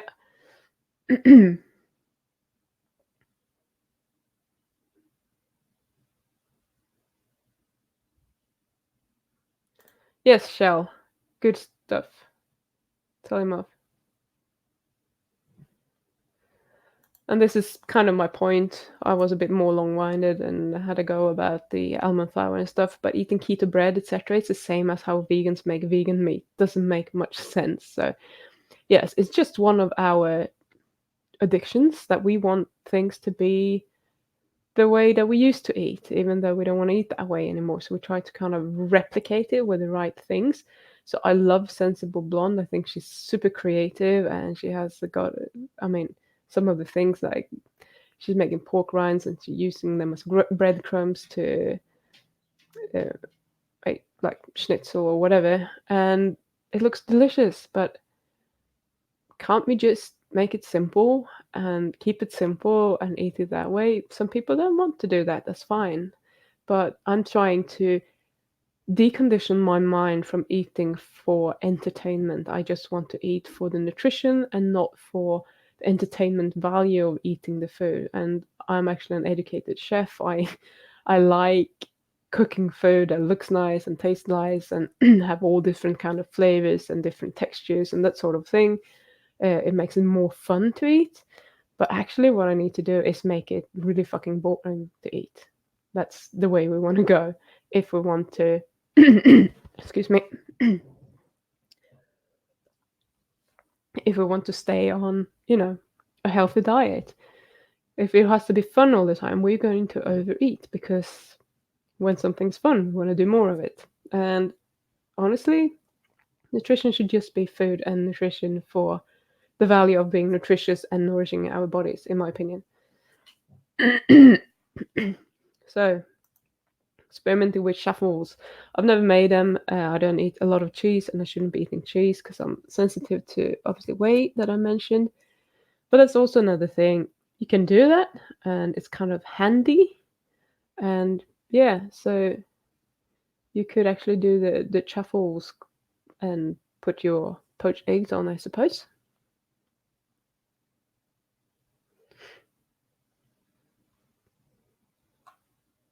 Yes, so Kate also mentioned sensible bond here.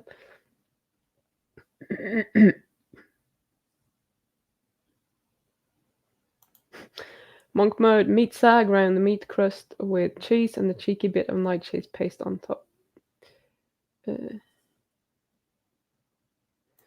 Yes, Tasha, if I eat anything, I do eat the legs and the wings. I can't do a chicken breast. Ugh. I'm just like getting goosebumps on my arms because it's just yucky. It's something that I just put in for the sake of eating if I have to. Uh, Zach likes eggs.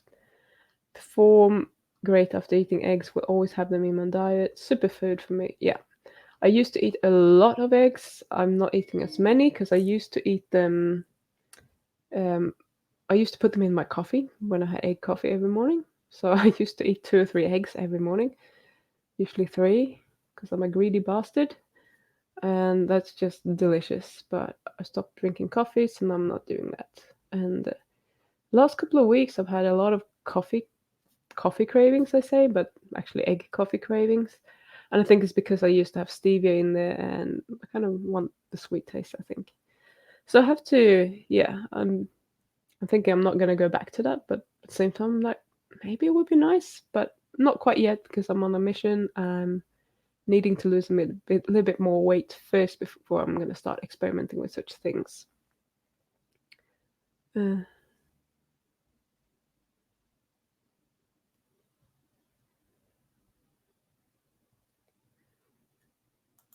So Monk Mode says, I'm reluctant to post it since the fast Discord is frequently posted on 4chan and is largely unmoderated.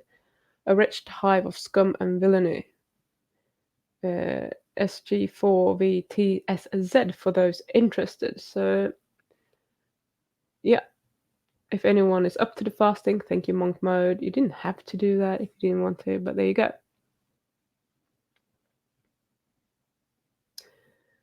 So he also says, you have been warned though, main channel and sticky other places to be. Okay, keep that in mind if you're joining. Uh,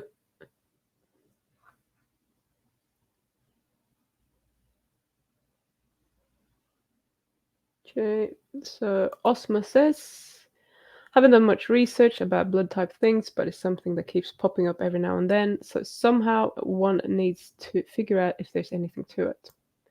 Fair enough. And clearly, YouTube has figured out that Harry is also friend with Bart, so he's unsubbed Monk Mode from his channel. Someone told me last week they've been unsubbed from my channel.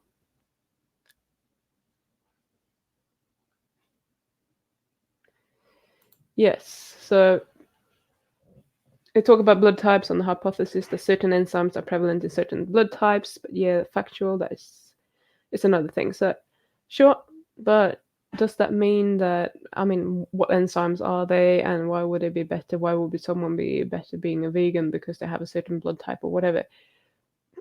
Don't really buy it unless there's, some real problem with the enzymes.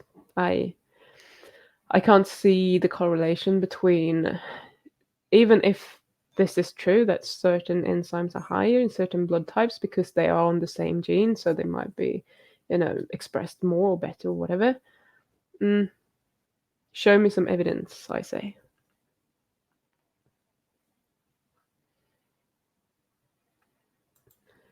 So, people from North shouldn't be eating avocados and such.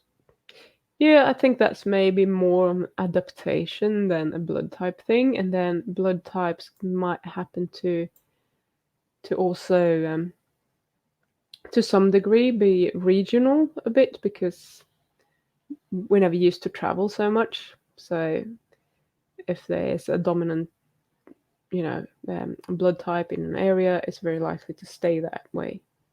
So it might not have anything to do with the blood type. It might just be that people up there have adapted to that sort of food over a long period of time, and then we extrapolate that to include everyone. I don't know. I'm just talking and guessing and thinking loud. Um,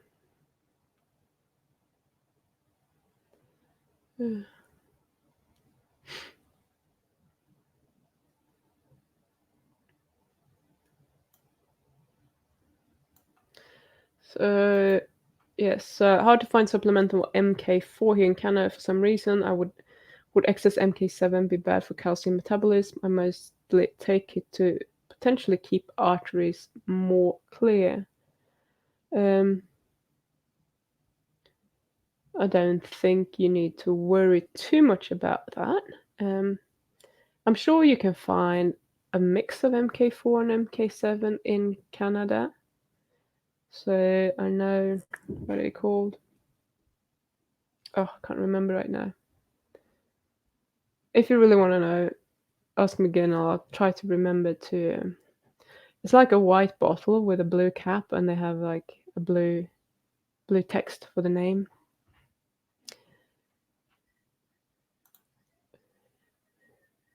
Health something, whatever. I can't remember. Anyway, I think we all should eat seasonal, local, meaning as well to eat what is likely to be spontaneous of the area. I reckon that if you eat that way all life, it should be great. Yeah, I totally agree. Let's see. We have to finish in 5 minutes because otherwise you might be missing the other live stream and you might want a little wee break.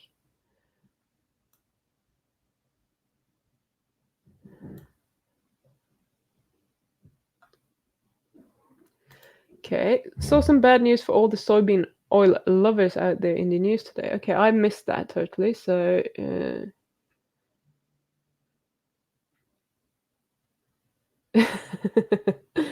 so let's see if anything comes up. I can't find anything quickly. Osmo says, and now everyone leave the computer on for the night and hit all PIM videos playing. Yes, do that and just get my super count up and I'll become a rich YouTube star or not. Nick, thanks for the answer, Pim. It's a family member that has the problem. Okay, the doctor's so-called specialist said to avoid all fats. They are unhealthy. Diet they showed is very high carb sugar. Okay, so Nick, I think that is like the standard diet they would put someone on is like if you eliminate all fats, you're not gonna get any problems from that. And when you break down longer fats, some of them might end up being medium chain, and then you can't metabolize them. So that might be a problem with a higher fat diet, obviously. So I would just go higher in protein and reduce the carbs a bit. And are you a member of any of the other, like I'm not really on them, but there are lots of Facebook groups for carnivores, etc. If you join them, maybe you find someone there who actually has the same problem. No, it's not the most common thing in the world, maybe, but surely there must be others that also have that, and there must be others that have actually tried doing a low carb, etc., and see what they have found. So obviously it depends on how much your family member wants to tinker around with them and what sort of testing they can do, etc. It's very interesting, and I would love to kind of be a fly on the wall and see what's happening when you move things around a bit, but it's really hard. I mean, I'm not a doctor, so I'm not allowed to give advice with regards to that, but I do promote self experimentation as long as it's safe and you can monitor it. Yes, Shell. I'm probably one of the worst guides ever because I can't remember anything. I'm just like a fairy or something. I'm just gliding around and enjoying the sun, and I don't really care so much about what things are called or if you. I'm just enjoying the moment a bit. So I'll ask Bart to do it. I'll hold your hand and he can talk. Oh, monk mode, 16. Oh, it's time for sun to set. Yeah. Okay, I'm glad I'm in New Zealand. Okay, I'm gonna try to do this fairly quickly now. It's fine. Hey gang, I've gotta go do some stuff. Pim, thanks for the stream. Very awesome as usual. Have a great day. Catroom. Much love and me. Thanks, Shell. You're probably gone by now, but have a very good day. Good to see you. And yes, very good point. Thanks, Permaculture Pagan. I'll try the duck eggs then and see how I respond. That's interesting what makes them different between each other. And yes. So what's different? What's the difference between like one type of meat and another, and eggs and stuff? They all have different, since they're different species. They have different, usually chains of sugar or sugar proteins coating on the outside of the cell membranes. That is what you usually react to. So that's usually what's happening. So they're just different. Miss Pagan says one is a species of jungle fowl and the other are waterfowl. Okay, that's funny. I didn't even know that was a thing, jungle fowl and waterfowl. Wouldn't it be great if cows laid eggs as well? Well, get ostrich ostrich eggs. Oh, Necrokitty, you're very late. That's fine. You can jump on the other stream. I guess this was 15 minutes ago. I'm so slow with this chat today. I have to scroll, scroll, scroll. What about Parmesan cheese bread? I don't really know what's in that recipe, but to me it sounds like maybe it's eggs and cheese. If that's it, fine. If you're gonna eat Parmesan cheese and you're fine with that and it tastes like Parmesan, go for it. Necrokitty. My food is boring 90% of the time. I'm fine with that. The longer I am eating this way, the less I care about food entertainment. Yes! Good girl. That's really, really good. So it's just like a mind set shift, I guess, as well. It takes a while. We will get there. Uh, in the beginning, when you're swapping your diet for something that is, a carnivore diet or something that's really boring, it's you're gonna notice, obviously, because you're used to being entertained by the food. But as time passes, you're gonna forget about it. And hopefully, you're gonna get some more interesting things popping into your life that you can spend your time thinking about rather than that. Okay.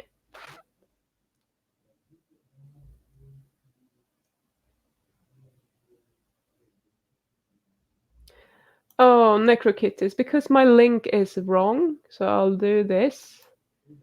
So this is the full link. So it took us a while to figure this one out. So I think it cut off after Pim Johnson Life or something like that. So it should be the whole Life Without Craving. So it's just that I'm gonna have to go and fix the link in the description after. So for some reason it cut off. I don't know if it's me or if it's just the hyperlink that doesn't work. So that's the full address anyway. Necrokitty.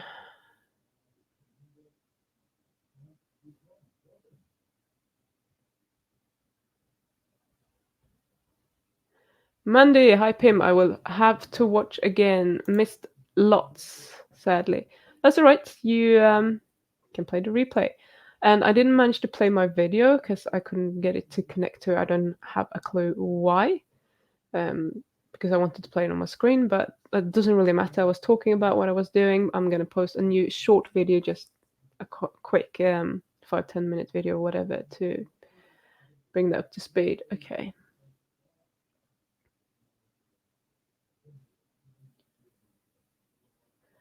So, all right. See what Tasha Pai has to say.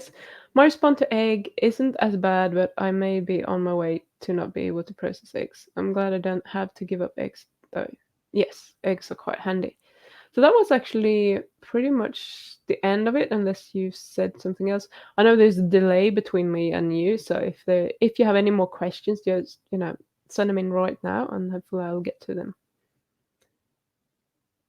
That's funny because she said that. I'm just saying, assuming you're a she. I don't even know. Um, 3 minutes ago, and now an update correction unable to process chicken eggs. So it might be a delay, or maybe you were quiet for 3 minutes and everyone left to watch the other live stream, which is fine because we're going to wrap up here now anyway. Thanks, Pim and Sia. Thank you, Harry. I guess Harry has hopped over to Nutrition Science Watchdog. I think you all should be doing that. Um, so, yes. So, again, if anyone missed it and if you feel generous today, that is the full link, which clearly didn't work in the description this time. So, I'll get it up. And it's absolutely not necessary to donate. It's more than welcome. I do appreciate it, but I also appreciate all your support, just being here, you're sharing my videos, giving a thumbs up. If you haven't done that, do that, and being subscribed. So thank you so much, and I'll try to come up with something interesting to talk about next week, and we shall see what that's going to be because I haven't really planned it. So if you want me to talk about something special, leave me another comment and in the description to the video, and I'll consider your topic. So thank you so much, everyone. Have a brilliant week, and I will see you again next Saturday or Sunday. Bye.